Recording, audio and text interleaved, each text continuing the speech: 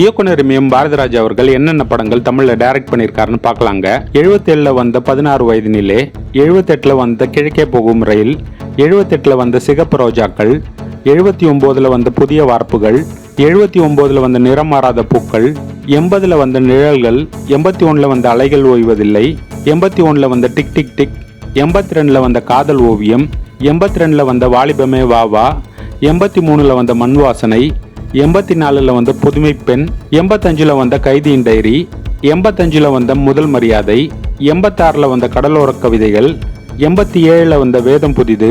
88ல வந்த கொடி பறக்குது, 90ல வந்த எண்ணுயிர் தோழன், 91ல வந்த புது நெல்லு புது நாத்து, 92ல வந்த நாடோடி தென்றல், 93ல வந்த கேப்டன் மகள், 93ல வந்த கிழக்கு சீமையிலே, 94ல வந்த கருத்தம்மா, 95ல வந்த பசும்பொன், 96ல வந்த தமிழ்ச்செல்வன், 96ல வந்த அந்தி மந்தாரை,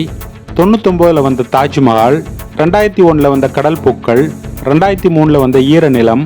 2004ல வந்த கண்களால் கைது செய்,